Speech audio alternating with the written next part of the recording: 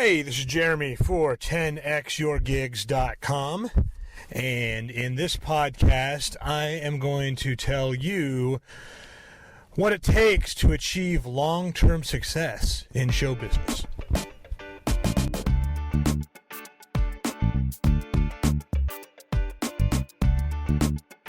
So, one thing I've noticed is that many entertainers kind of get stuck in the rut of doing the same gigs or same type of gigs year after year and not really making the progress they should. They kind of stagnate. They kind of hit a plateau in their careers. Maybe you can relate to that. It's certainly happened to me before and probably will again. The trick I found is to be aware and set things up to stay focused so you can sustain a career over the long haul. I see a lot of guys who have been in the game for quite a while who are bitter because they never got a break. They lose their motivation. I also see a lot of guys out there who are trying to make it too quick, and then they give up too soon. They trade in their talent for the security of a real job, which in this day isn't really that secure anymore. But that's a whole other thing. So don't make the mistake of looking down on what you have. Maybe you haven't gotten a big opportunity, but I'll bet you got experience. You got potential. Experience and potential are valuable and powerful forces, and they need persistent nurturing in order to create that flow of golden opportunities in showbiz, So when I first started, I was lucky enough to get the opportunity to work as the house MC at one of the comedy clubs in town. I've been doing comedy for maybe 6 months at that point. I got that gig. I was only 19 or 20 years old, and I thought I was a rock star. I was even getting paid pretty good money compared to my friends who were making minimum wage delivering pizzas and working at convenience stores and whatnot.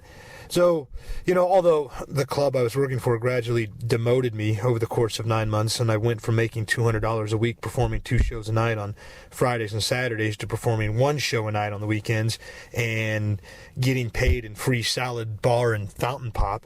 But that's another story. However, looking back, the value in that experience was not the money or the free food. It was the exposure and education I received meeting and working with national touring headliners week after week and being forced to come up with new material week after week. I learned so much so fast. I remember being frustrated with not moving up faster in the comedy business. I wanted to start getting paid. I want to start doing more road gigs. I was very anxious to make more money because, I was working really hard on material every week, and I was so focused on doing stand-up and doing gigs almost every night that I pretty much completely blew off my junior year of college. I neglected my classes, got into trouble, was put on academic probation, and eventually kicked out. I got the letter of dismissal and it said, due to my apparent lack of seriousness towards study, I was no longer welcome on campus. So I put all my eggs in one basket by only focusing on doing comedy and wound up making an income of just free salad bar and fountain soda. So I guess you could say I was pretty desperate to start doing some road gigs and getting paid. But I remember one of the headliners I worked with told me I wasn't ready. I don't remember who it was, but I remember he said something about putting in my 10,000 hours, and that threw me way off. I was like, I do 10, 15-minute sets. It's going to take forever to rack up 10,000 hours. I'm ready to go now. I thought he was just trying to discourage me by making it seem like this long, never-ending process, but here's the thing. He was right. He was absolutely right. You have to put in your 10,000 hours. And I hadn't thought about that for a long time until I recently read a book called Mastery by Robert Greene. I'll put the link on the blog. In that book, it talks about how up until recently, anyone wishing to break into a profession first had to serve as an apprentice to a master in that profession.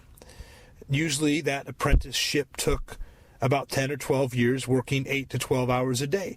And when you do the math, it adds up to about 10,000 hours. So that's not just a figure of speech. It's a historical fact. And it's a dynamic that I think is sorely missing in today's modern culture.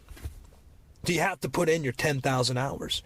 To achieve long-term success in show business, you need that kind of solid foundation.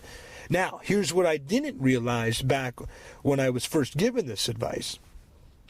But what I understand now is that it doesn't have to be 10,000 hours on stage. Performing on stage is a big part of it. But to be a success in show business means waking up every day and clocking in, just like you would for a regular 9-to-5 job. It's about doing all the little things every day that improve your growth by tiny fractions of a percent, but add up over time to equal success. And all that stuff also counts as part of your 10,000 hours. You have to show up like nobody else. You have to be willing to work on your act and build material, constantly evaluating and learning through trial and error. Be willing to explore new ideas and counterintuitive methods to getting gigs. Be honest with yourself about where you're fucking up, and that's how you get good. You have to pay your dues. Lots of times I see the younger guys, the rookies, they're doing this better than the veteran performers. They're just more motivated. They're more energetic. Some guys, you get to a certain level of confidence, a certain skill level, and your eyes just get bigger than your stomach. You don't think you have to work at it anymore. A lot of veterans get sidetracked and distracted and then miss out on opportunities. I've been guilty of this myself, The older veteran performers can sometimes get a sense of entitlement and get lazy, or they get bitter and unmotivated to keep at it because they just never got that big break. My friend, I'm telling you, stop dreaming about that big break. Maybe something will hit for you. Maybe you will get a break in the business and skyrocket to fame and fortune. In the meantime, it's about doing all the little things day in and day out that add up to success. Keep at it. And you will experience some breaks, some big, some small. Constantly searching for that one thing that will explode your career 100% is probably a waste of time. It's not going to happen. Instead, it's a myriad, it's an aggregate of 1% things all adding up over time that will make you a success. It's easier and better to make small mistakes along the way, changing your course as needed. Like the Colorado River. Carving out a path to eventually create the Grand Canyon. It takes years making small adjustments, small twists and turns. When I first started, I was anxious to get those road gigs. I was anxious to get discovered. But what I understand now is that if it happens too soon, you might get in over your head. You might get too much exposure before you're ready for it, trying to perform at a level far above your abilities, and then ruin your chances of future success because your reputation is marred. It's like a lottery winner that's broke 5 years later. They didn't take the time to learn how to manage money, then they're given a whole bunch of it, they waste it all, now they're in a worse position than they were before they hit the jackpot. Take the time to master your craft and determine your own course of success, implementing small but necessary adjustments along the way. Put in your 10,000 hours. And then you have to put in another 10,000 hours. If show business is a lifelong career for you, no matter what level you're at, you need to do the same things every day to keep the flywheel moving. There's certain things you got to do to keep the gigs coming in, to keep developing the act, to build your name and reputation, to get more fans, on and on. Once I did start getting road gigs and making money, I first started out as the opener for headliners. I barely made enough to cover my travel expenses.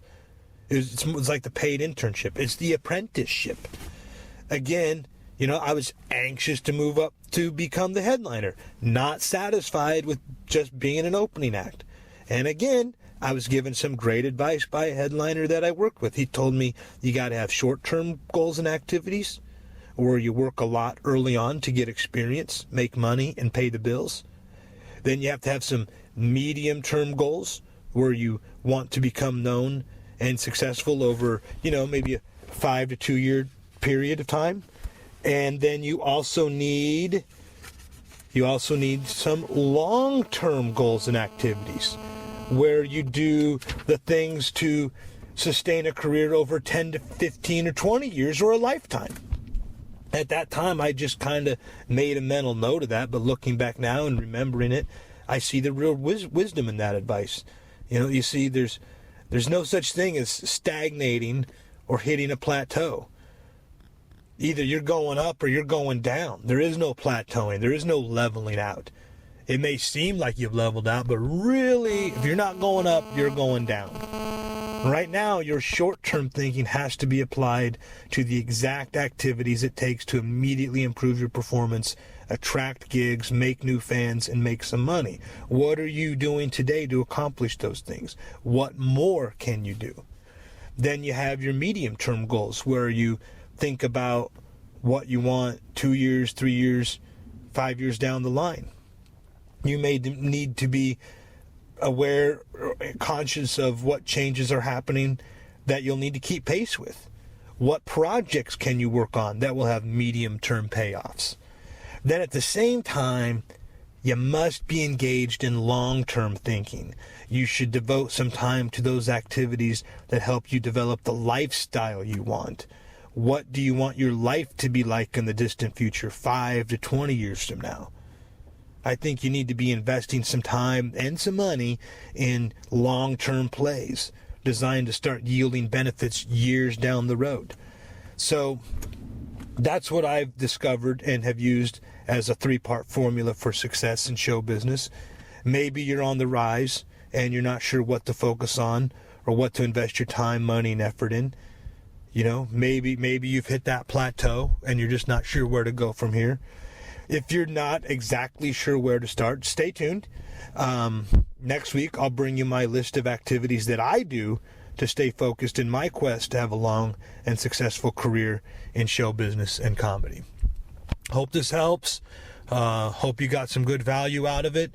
If you have any questions or comments, just leave them down below on the blog post or in a review on YouTube or iTunes. And stay tuned for next week. Thanks so much for listening. This is Jeremy for 10xyourgigs.com.